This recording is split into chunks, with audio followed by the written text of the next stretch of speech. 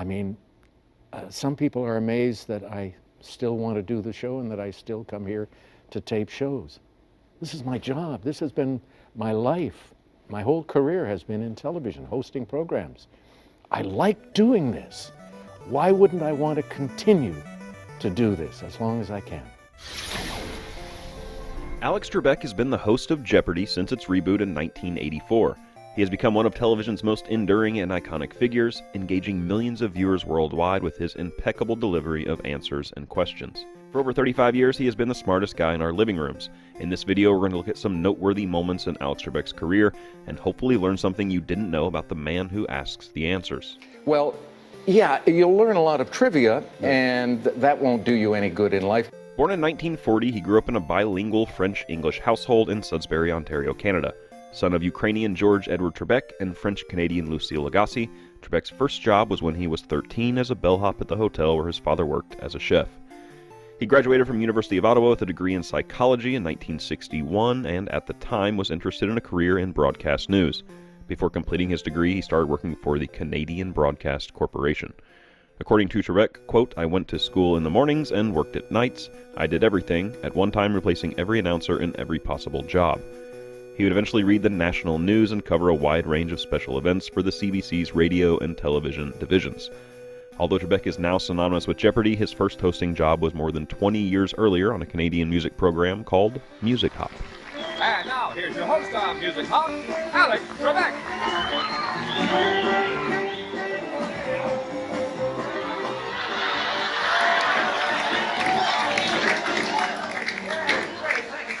Norm, hi kids, and welcome back to Music Hop. Boy, we got a terrific half hour lined up for you today. And we're going to start things jumping right now with a guy I know you're really going to like. His name is Robbie Lane, and he's going to sing the flip side of Bossa Nova Baby, Elvis Presley's big hit, Witchcraft. Alex would go on to host several other programs for Canadian television for the remainder of the 1960s, and in 1973 he moved to the United States. As he explains here to David Letterman, Trebek's first job for NBC was host of a brand new game show, The Wizard of Odds. The Wizard of Odds. I was the Wizard of Odds. And now here's the wily wizard himself, Alex Trebek. What was that show where you and the High contestant rollers. Yeah, the high rollers with the big dice. That was very popular yeah, because people love gambling.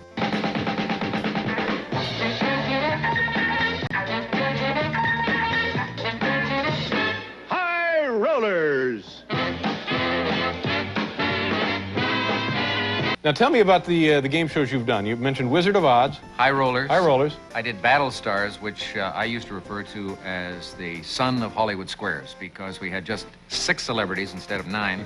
We had triangles instead of boxes. I kind of remember that show. And it was a great job because I would ask a celebrity a question, the celebrity would give a funny answer, I would laugh, and then go on to the next question. It was perfect. Yeah. Then I'd grab my check, go home. Yeah.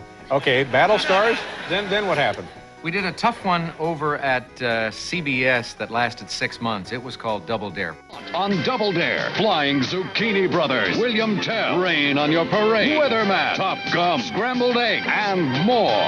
The Physical Challenge. Another reason to watch Double Dare every weekday on Nickelodeon. Okay, you got me. Not that Double Dare, but actually this one, which did have one big similarity in that nobody watched either of these shows. Double Dare, probably the toughest quiz Double show Dare. I've ever done. Yeah. That's one reason it only lasted 6 months. Any other Too tough. after Double Dare before Jeopardy? Did the $128,000 question. I do Classic Concentration now on this network. Yeah. And Jeopardy. Since the second incarnation of High Rollers premiered while the $128,000 question was still airing and taping episodes, Trebek became one of 2 hosts to MC shows in both the United States and Canada. His language skills were put on display in 1978 when he hosted a special bilingual edition of Reach for the Top. In the show, Trebek alternated smoothly between French and English throughout. Très sympathique du castor et les 4 petites répliques que vous voyez devant moi.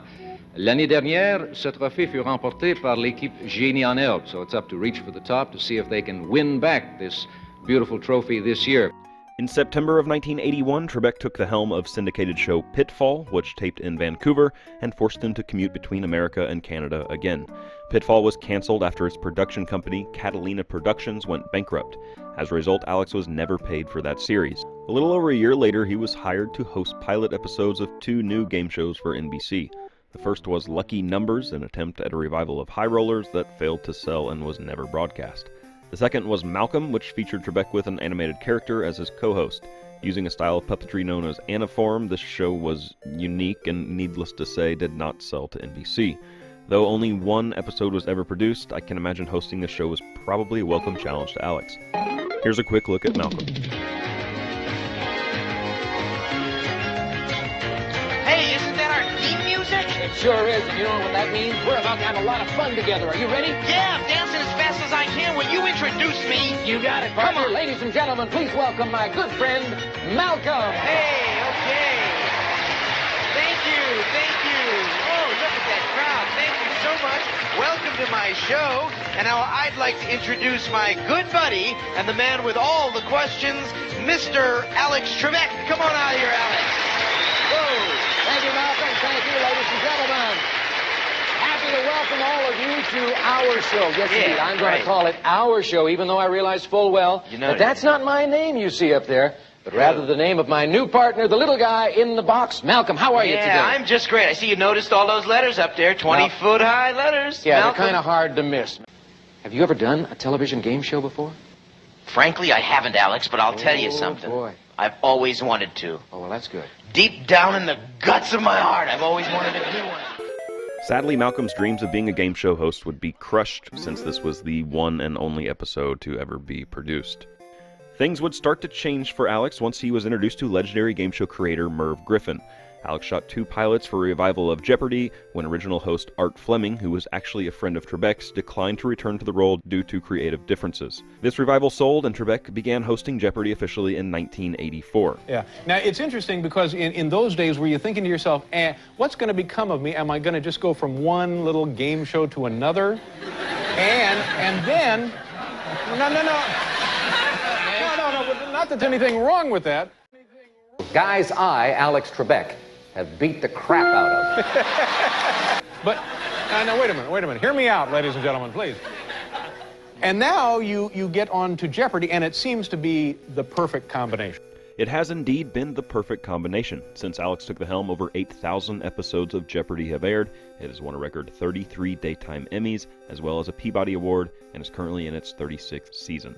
Trebek won the Guinness World Record for most game show episodes hosted by the same presenter. He overtook the previous record holder Bob Barker in 2014, having hosted at the time 6,829 episodes.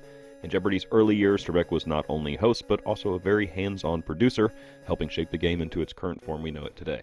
I was happy to be working, and I was having a good time, and because I was producing, I was making decisions that affected how the game would play. And that pleased me no end. And little by little, over the years, we caught on, thanks to the help of Wheel of Fortune also, because they were our lead-in in many of the markets, and they were already well established. So I'm not going to minimize their influence in our success. Now, does Merv still, he has nothing to do with this show anymore, does he? No, Merv, as you know, is a big crossword puzzle fan, so he sits up and dreams a lot of the puzzles up for Wheel of Fortune. That's his pet. He doesn't come around Jeopardy. Yeah, but if you think about it, here's a man who has contributed significantly to modern culture. Because these are 2 shows, this Wheel of Fortune thing, it's been on forever, and it still, I guess, dominates in syndication. It's still #1 in syndication. And we haven't been able to catch it in 7 years. But Jeopardy is #2. We're #2. We're the 2nd most successful program ever in syndication. And these are both of his... From Merv Griffin. And so he's created some very successful programs. Both of Merv Griffin's creations would see their worlds collide on April Fool's Day 1997, when Trebek and Pat Sajak, the host of Wheel of Fortune, traded places. Sajak hosted Jeopardy, and Alex Trebek hosted Wheel of Fortune, with Sajak's wife, Leslie, as Trebek's co-host. Here is your host, Alex Trebek.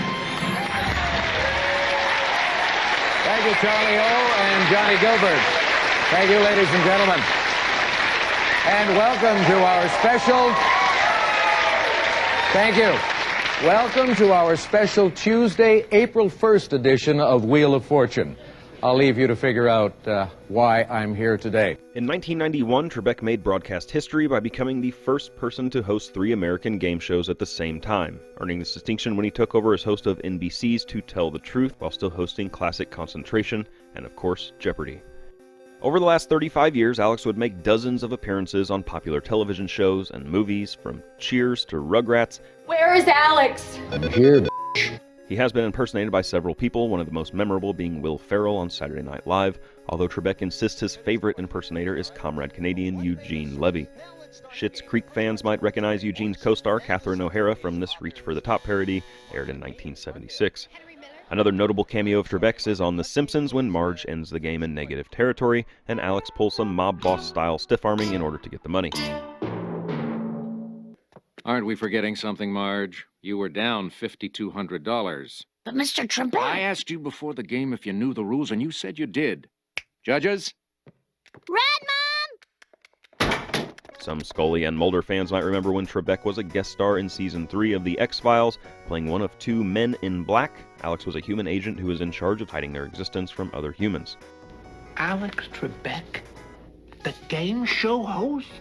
Mulder didn't say that it was Alex Trebek. And Trebek's Men in Black partner was none other than wrestler-turned-politician Jesse the Body Ventura! Sorry, I had to do it.